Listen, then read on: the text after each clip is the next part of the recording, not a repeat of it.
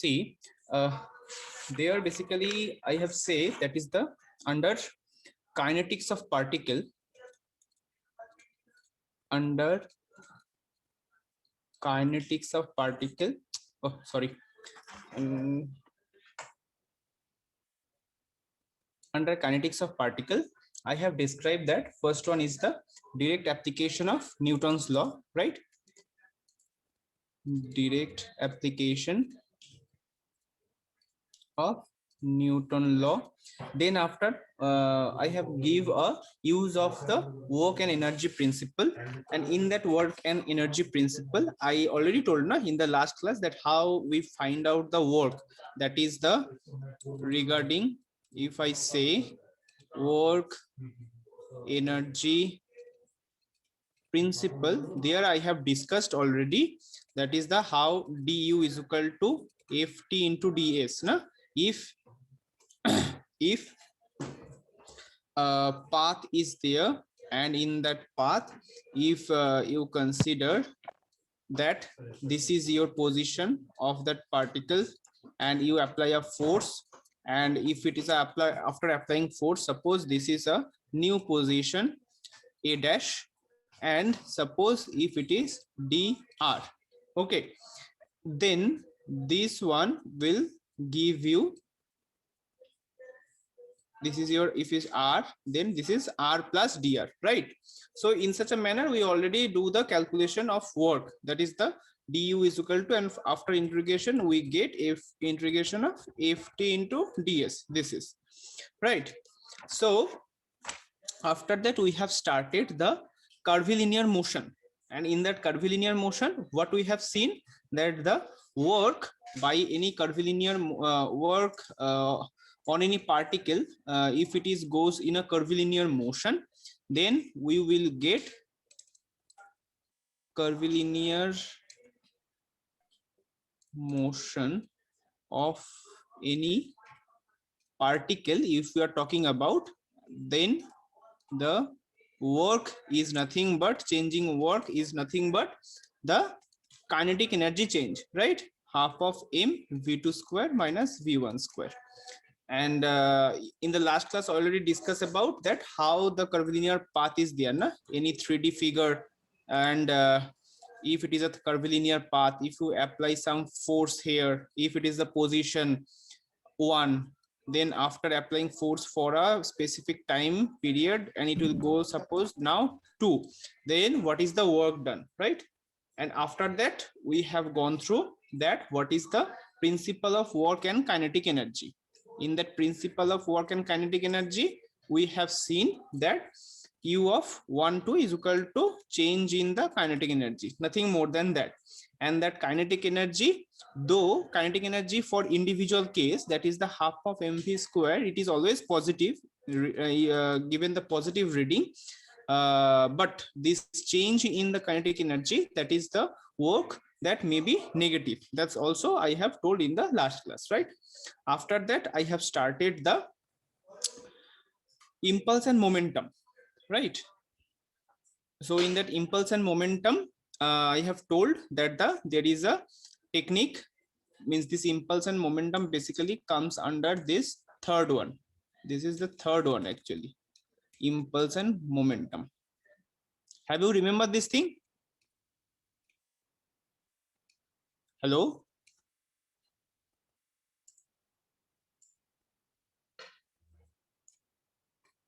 Am I audible? Hello? Hello student, am I audible? Yes, sir. Okay, so in this impulse and momentum, in the last class I have told that there have two things now. First one is linear impulse and linear momentum. First one which we have discussed in the last class, that is the linear impulse and linear momentum.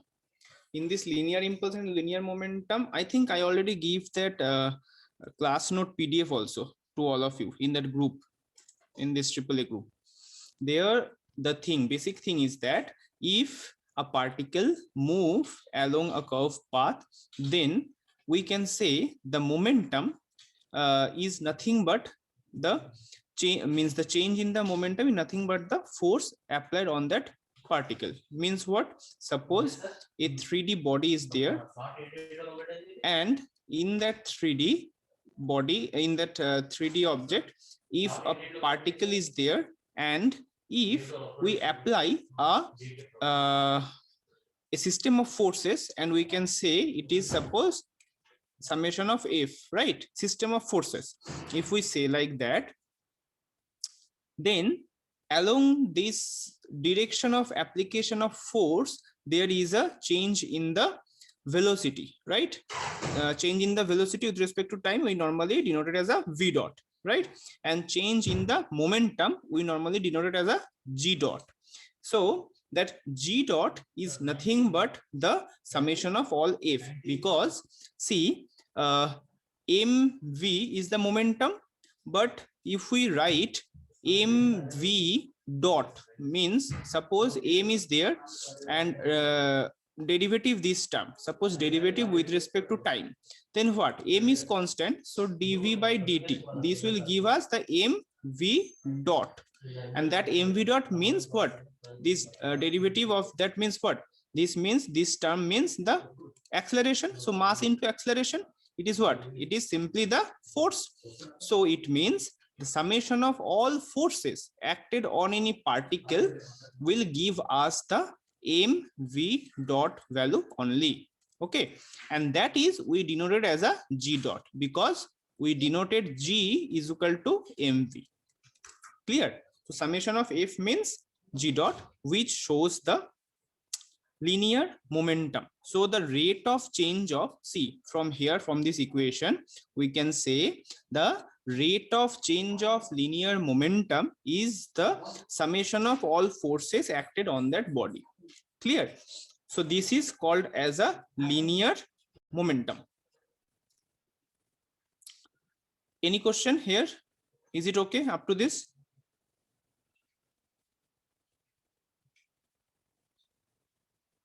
Up to this, is it okay?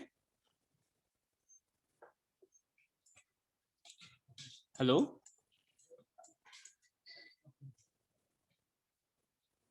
Hello?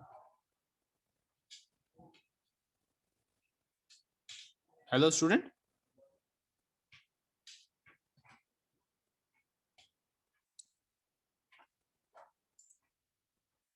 Hello?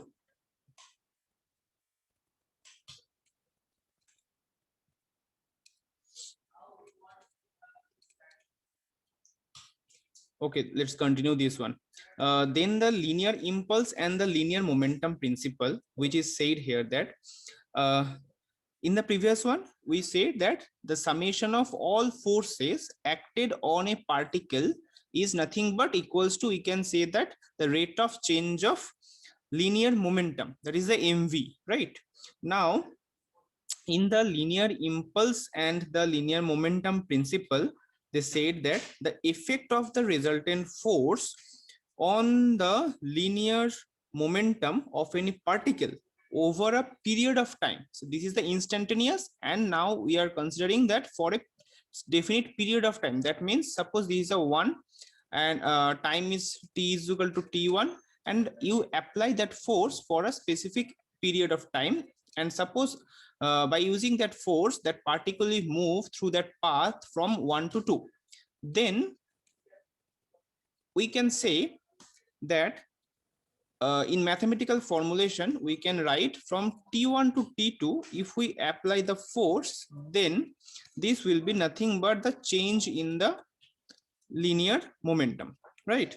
So here we can say the theory in such a manner that the product of this summation of all forces with time, right, is defined as the linear impulse of forces. So this is the another one. So what is the first one? First one is the if all the forces acted on a body, then or any particle, then the time rate of change of momentum is equals to that net forces. That is the first one.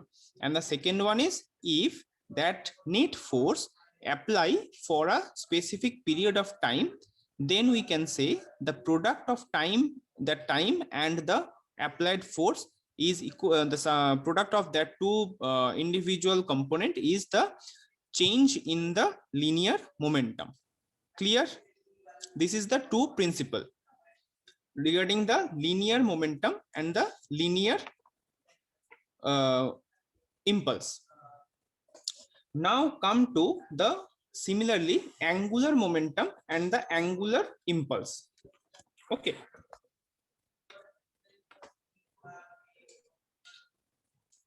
See, now topic is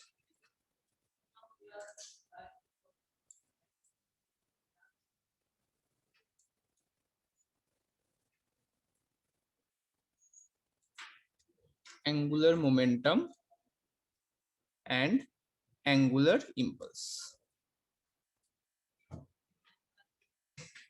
So here what we have to do, take first similarly a 3D coordinate system. In that 3D coordinate system, if we consider that a particle move from this direction to this direction, and then if we consider a position coordinate r of that particle, and if we consider that this is the means v is always tangential to that path, so we can say the moment of the linear momentum, we can say, we can write it such a manner that the moment of that linear momentum, okay, normally we denoted that linear momentum is mv about an origin o, if we write, which is defined as the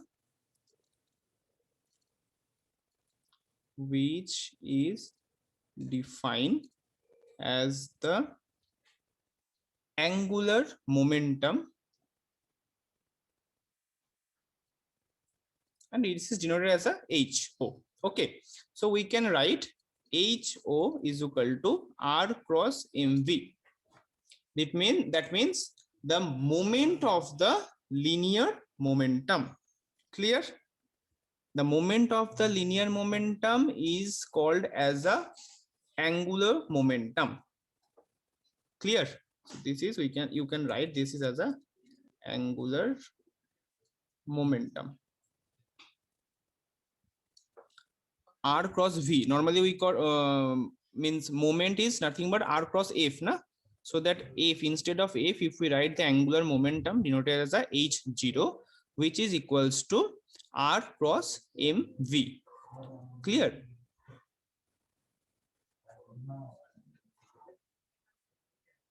So we can say that the angular momentum is a vector perpendicular to the plane A, right? Because if you take this is a MV, this is your R, so your couple, that is the angular momentum direction, is in which direction? That should be always perpendicular to that plane, right? And that is we denoted as a H0 is equal to R cross MV, perpendicular to that plane. Okay, so if we say that H0, that is the angular momentum, is clearly defined by the right hand rule for any cross product. So how to write that one? See, any cross product if we need to show, then we can show it by ijk x y z and velocity along x direction, velocity along y direction, and velocity along z direction. Okay, So in such a manner, we can write that the angular momentum along x is nothing but hx is equal to m vz into y minus vy into z. Clear? In such a manner, we can also write the other two equation, that is the hy and the hz.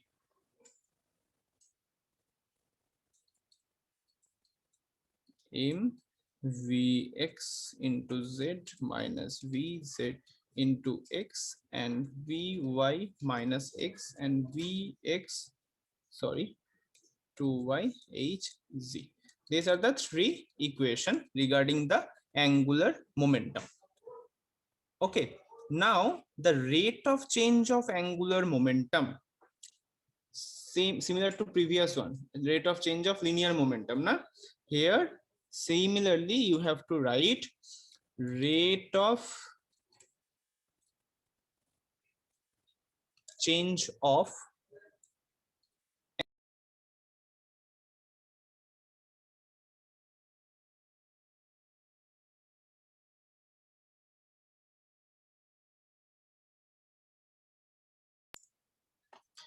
okay, sorry for disturbance. In the rate of change of angular momentum we are talking about, right?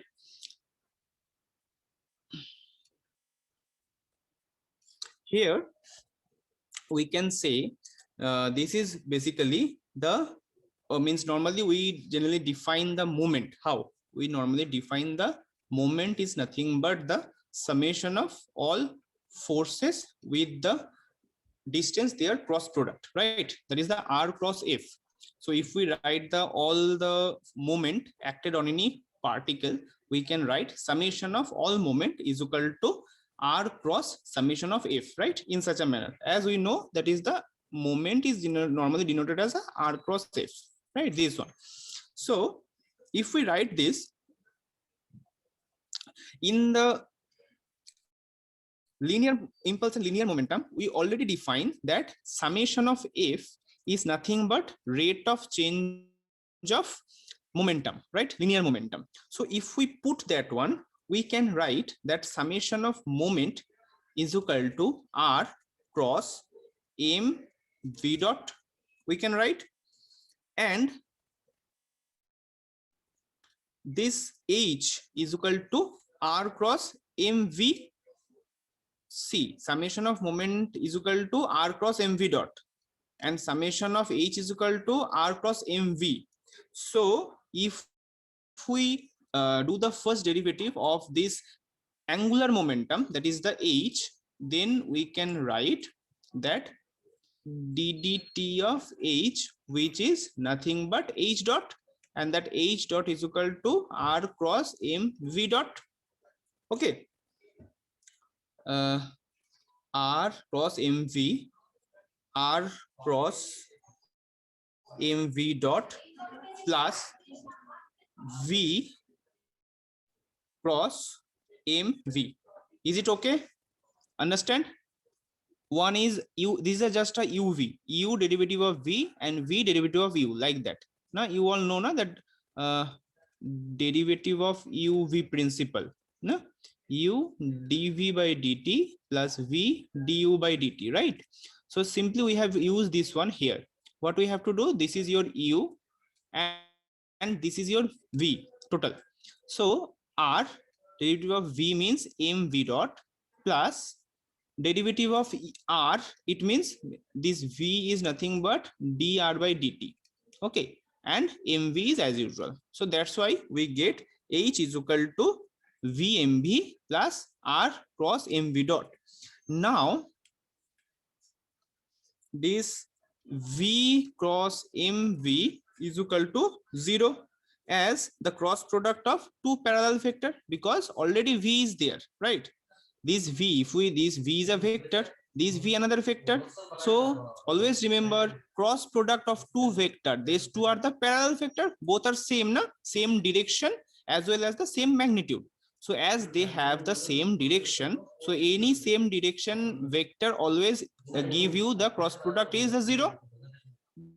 This is the vector rule. So from there we can write this thing is a 0, this v cross mv. So we can write that h0 is equal to r cross mv dot, h dot is equal to, right? And as this h dot is equal to r cross mv dot, and as well as it is also equals to, from this previous equation here you can see r cross mv dot, which is summation of moment. So we can say summation of moment which is acted on any body is nothing but is equals to the change in the angular momentum. So we can write change, or better it is write the rate of change of angular momentum, okay, of any body or particle, you can write, is equals to the summation of all moment, is equals to the summation of all moment acted on that body.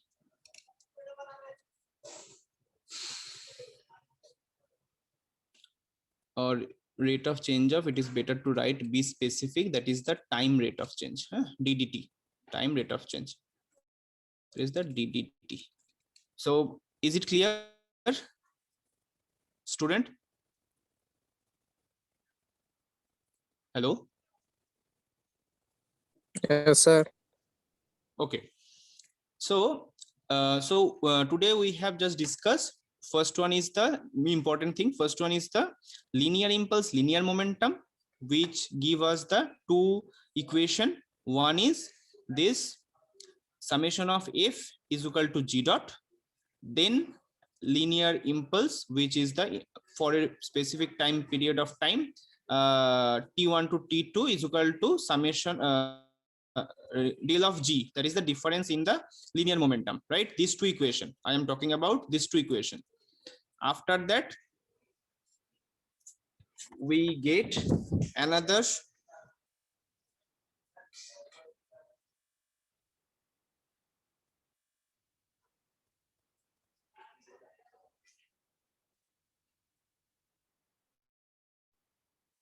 linear impulse.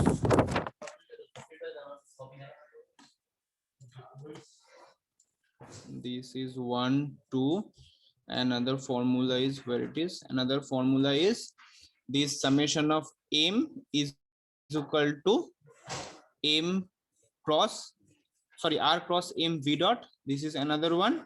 Another one is the h dot is equal to r cross m v dot is equal to summation of m. So finally we get summation of m is equal to nothing but summation of m is equal to nothing but the change, rate of change of angular momentum, and summation of force is nothing but change in linear momentum, right? Two basic principle we know from this formula, that summation of change of summation of all forces acted on a body is nothing but the change in the linear momentum, and summation of all the moment acted on any particle is equals to nothing but the rate of change of the angular momentum, that is the h dot. Okay, now the question is that angular impulse and angular momentum principle.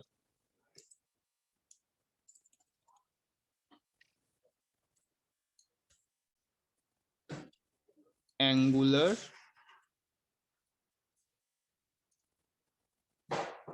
impulse and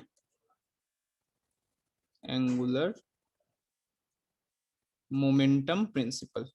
In this principle, what it said, similar to previous one, linear impulse, linear momentum principle, here if we apply the moments, different orientation, then for example for a definite period of time, okay, then it will give us the change in the angular momentum. Okay, for example, if I write that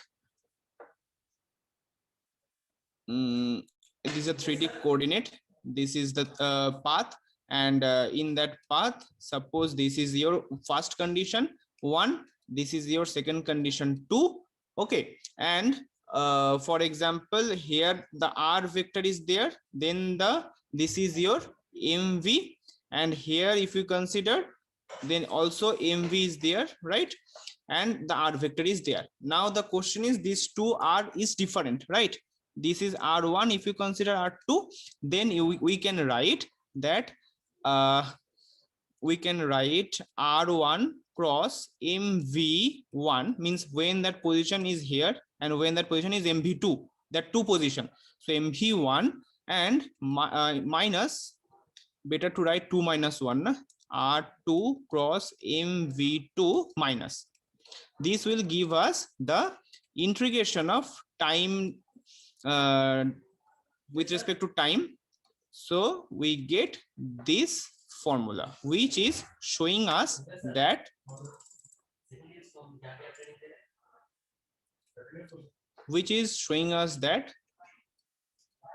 T1 to T2 summation of m0 dt is equal to h2 minus h1. Clear? Okay, so this is the angular impulse and momentum principle. Up to this, is it clear? Hello?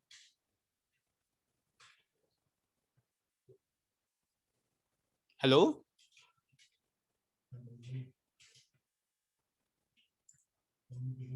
Hello, student, am I audible?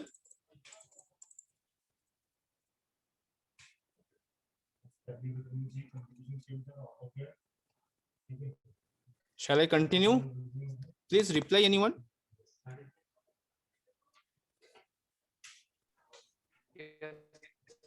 Okay. Okay, so the next portion which is coming, that is the impact. The topic is, you can write, that is the impact motion. So as I already discussed with you, that is the principle of impulse and momentum, right, for both linear and the angular, right? For both linear and angular, already discussed about the principle. There is the angular moment, impulse and angular momentum principle, and linear impulse and linear momentum principle. Now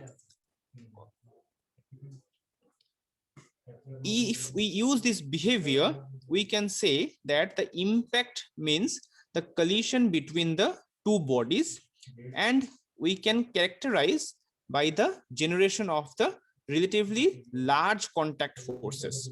Okay, so if you write in under impact, one is the direct central impact, direct central impact.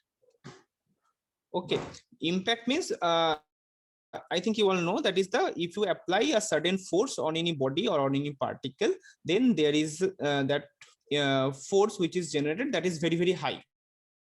So we have to give some formulation or some shape using a mathematical equation. So how to do that?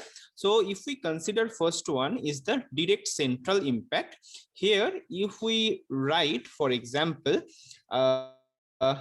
one particle which have a mass of m1 and suppose a velocity of v1, and write another particle of mass v2, and both have a same line of action, means, and the same line, they along the same path they follow, for example. So if it is the condition, and before impact they have the different velocity. Okay, this one, from this figure you can see, this is the before impact. Now, if we draw after impact figure, then we can say, suppose V1 is very, very high. For example, V1 is very, very high. So that what happened? After certain time, this particle will go and collide with this M2, na? This two particle. This is one particle. So this one particle have a higher velocity and have the same, it follow the same path. So that what happened, after some time it will collide with this two. So what happened when they are collided, then remember they have the same velocity. Both 1 and 2 have the same velocity, remember. And after that, after collision, that V1, that is the first one, that body velocity will reduce. Okay, if we write it as a V1 dash, we can write this is reduce and the increase the V2 value. Okay, 2. So from the law of this central impact, we can say that it is nothing but M1 V1 plus M2 V2 is equal to M1 V1 dash plus M2 V2 dash. Clear? So this formula we will get from this type of impact motion. Clear? Up to this, is it clear?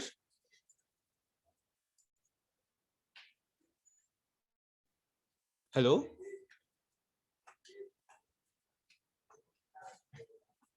Hello?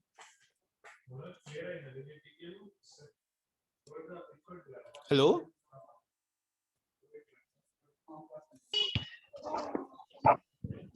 Hello? Is it clear now?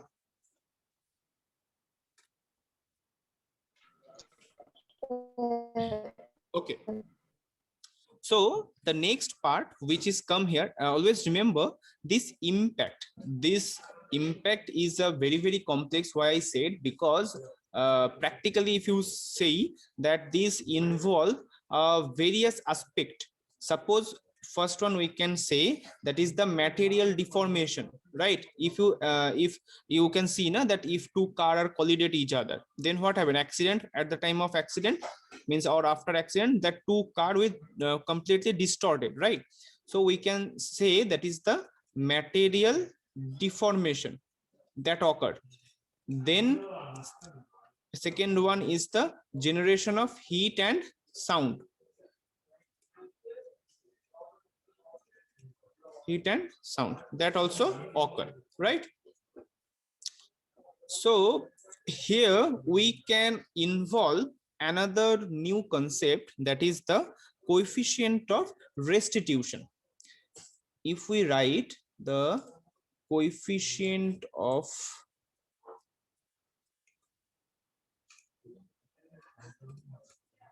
restitution, here we can write that as in this equation here, you can see there have a two unknown, na? V1 dash and V2 dash, both are unknown. So we need another relationship to find the final velocity, that V1 and V1 dash and V2 dash. So for that, what we have to do, that relationship must reflect the capacity of that containing body to recover. So if it is need to recover, then from the impact we can express that there have some we can say some we can define by using some ratio, that is the restoration impulse to the magnitude of deformation impulse. Means if we write E, it is better to show here that E is equal to, one is restoration impulse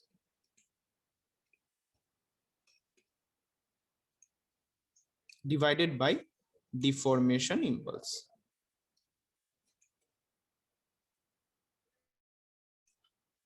Okay, so we can say that this restoration impulse and deformation impulse, the ratio of that is the coefficient of restitution, which is denoted as a E. Okay. Now if we write that for example this restoration of impulse, for example restoration of impulse, it is suppose you have to write this equation such that of any impulse means if r means momentum na, linear momentum, so if r dt for a time period from t1 to t2. Okay, impulse, I think you all know that is the impulse which shows that the force in for a specific period of time. So that's why this is this equation will come from the previous derivation. I think you can understand. Similarly, if you write, or better, deformation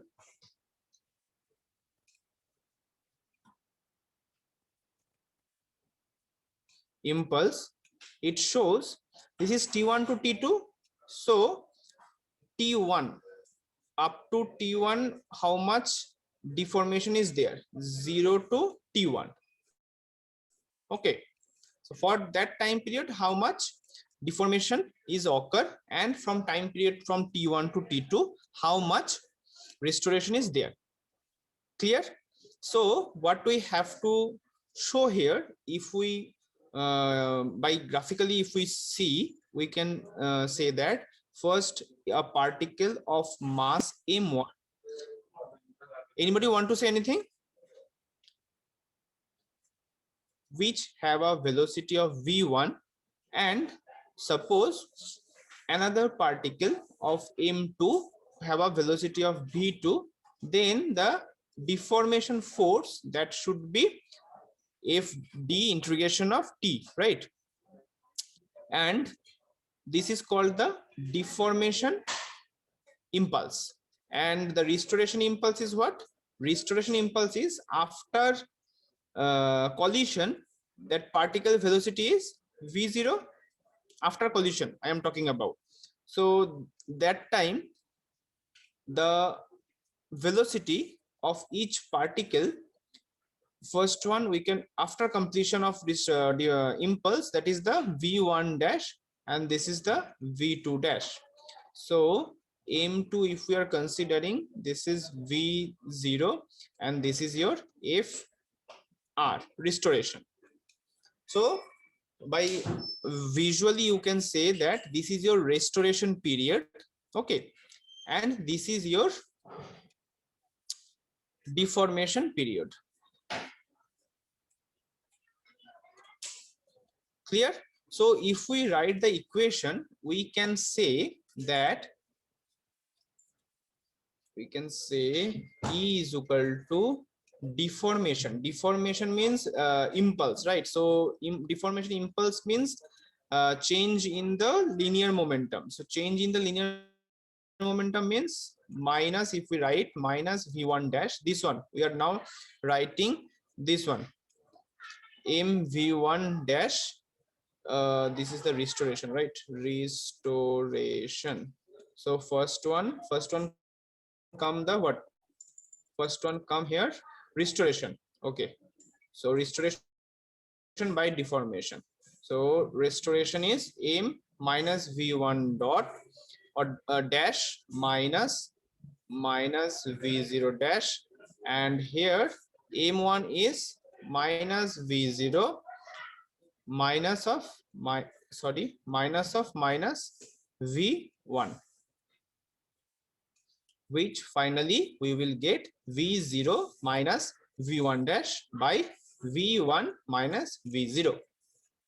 Okay, see, and where in a simpler manner you can write that v1 is greater than the v0 and v0 is greater than the v1 dash. So that's why v is the coefficient of restoration. So for restoration purpose we can write v0 minus v1 dash, because these are restoration velocity, after restoration this velocity of that particle, and divided by coefficient of deformation. deformation impulse. In the deformation impulse, you can write v1 minus v0, means the initial velocity of that particle minus during the time of collision that velocity. So you will get E is equal to v0 minus v1 dash by v1 minus v0. And similarly, this is actually for particle 1. This is all the velocity regarding the particle 1. So if we write this for particle 2,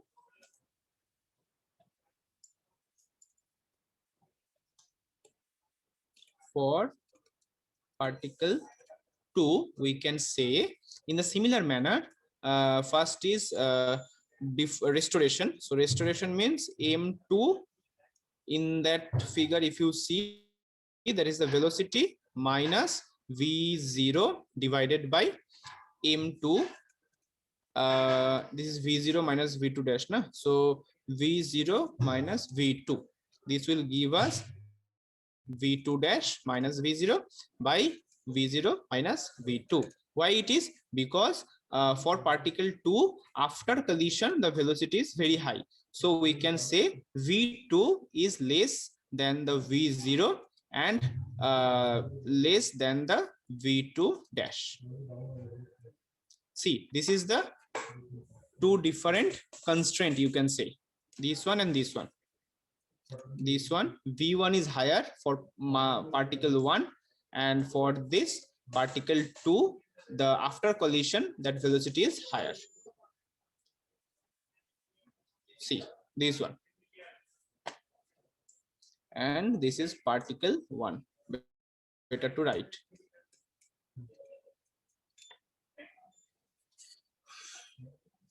So this is the case for the central impact, direct central impact for that case. Now another thing is there, which is comes under the oblique impact. Let's now time is 7. Okay, so next day we shall start the oblique central impact. Means this is a linearly two particle collided. They are two particle collided with some angle when they came. Okay, and after that we will start the conservative force field and the rate of change of a vector. Clear?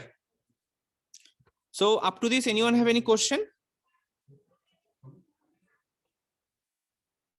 And I repeat again, if anyone have any query regarding your means when you are practicing any problem, if they face any problem, anyone, they just give me the question, I will solve that one. Okay, and send the answer sheet.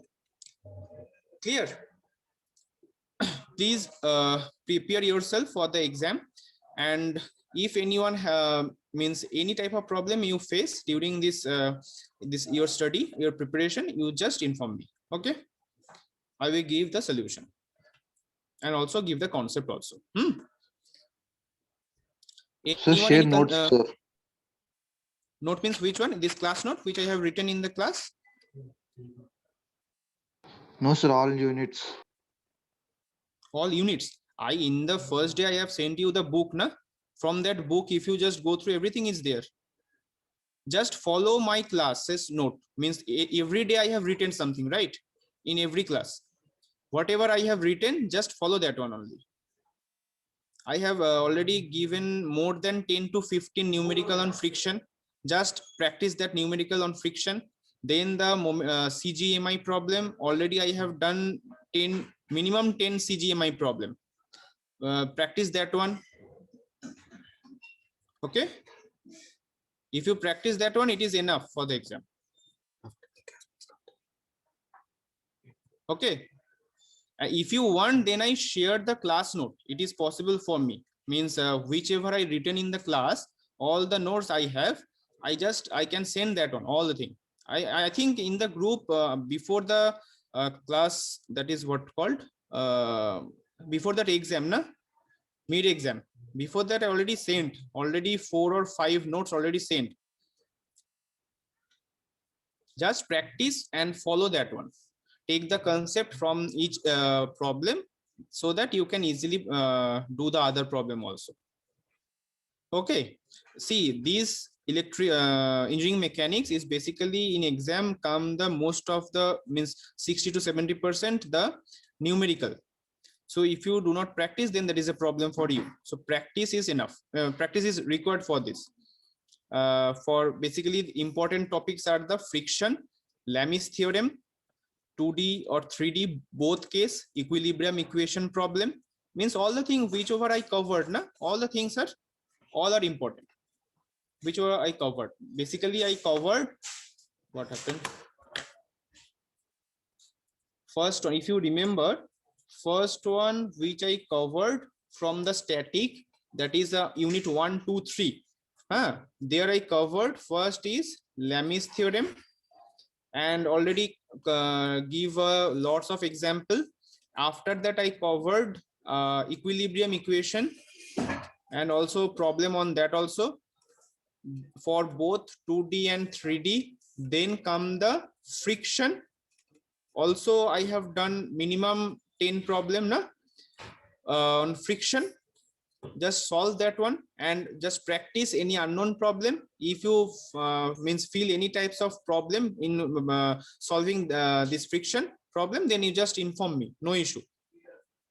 And after that, the center of gravity or the centroid, and with this there have the moment of inertia, mi, right? Mi problem. And this is up to unit 3, that is the comes under the static. And in dynamic, unit 4 and 5, there I have already completed the projectile motion problem, the workload energy problem, all in the class. Workload energy problem, then angular means different coordinate system na, that is the tangential and the transverse coordinate.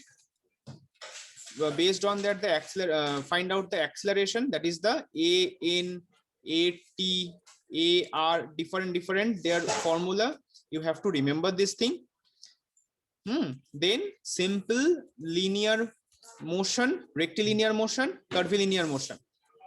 And today what I have discussed, the theory of that is the linear impulse and the angular impulse. Then the rate of change of angular impulse and the rate of change of linear impulse. And after that, maybe one problem came from the impact also. So all the thing I have discussed, right? Yes or no?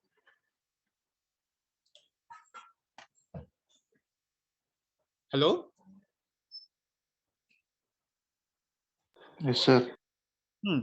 So now you have to do one thing, only practice. Whatever problem I discussed or I solved in the class, just practice that one only, so that you can easily get the concept. And if you feel any types of problem in doing any problem in any means any problem solving, just send in WhatsApp. I will solve that and I will send it. No issue. Okay. Please send today's attendance screenshot. I end my lecture here for today.